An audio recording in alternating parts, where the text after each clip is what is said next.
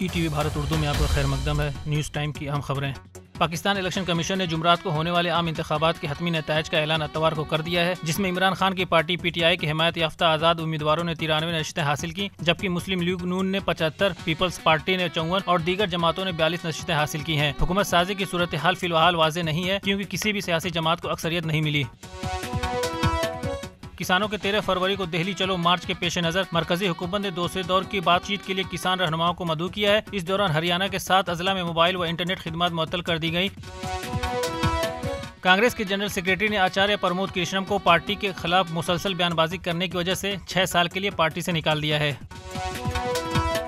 ترنمول کانگریس نے راجیہ سبھا انتخابات کے لیے اپنے 4 امیدواروں کے نام کا اعلان کر دیا ہے، جس میں مشہور صحافی سگاریکا گھوش کے علاوہ محمد ندیم الحق، سابق ایم پی شسمتا دیو، متوا مہاسنگھ کے نام شامل ہیں۔ وزیر اعظم مودی نے آج مدھیہ پردیش میں ایک ریلی سے خطاب کرتے ہوئے کہا کہ جب کانگریس اقتدار میں ہوتی ہے تو لوٹ کرتی ہے، اور جب اقتدار سے باہر ہوتی ہے تو ذات پات و زبان کے نام پر پھوٹ ڈالنے کا کام کرتی ہے۔ سینٹرل آرم پولیس فورس میں کانسٹیبلوں کی بھرتی کے لیے پہلی بار کانسٹیبل کے امتحانات ہندی، اردو، انگریزی کے علاوہ دیگر 12 علاقائی زبانوں میں بھی لیے جائیں گے۔ یہ امتحان 20 فروری سے 7 مارچ تک ملک بھر کے 128 شہروں میں منعقد کیے جائیں گے۔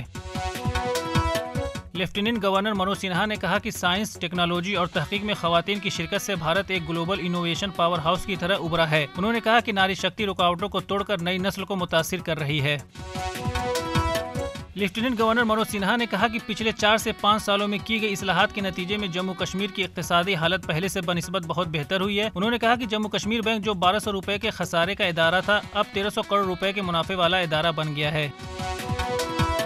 سعودی عرب اور مصر نے اسرائیل کو رفح شہر پر حملے کے سلسلے میں خبردار کرتے ہوئے کہا کہ اس کے نتائج خطرناک ہوں گے۔ مصر نے بھی کہا کہ اگر فلسطینیوں کو بے گھر کر کے مصر منتقل کیا گیا تو دونوں ممالک کے درمیان امن معاہدہ معطل ہو جائے گا۔ غزہ کی نصف سے زیادہ آبادی رفح شہر میں اس وقت پناہ لے رہی ہے۔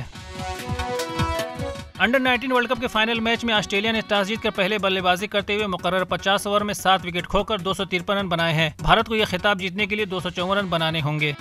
خبروں کی تازہ اپڈیٹ کے لیے لاگ ان کریں www.etbharat.com۔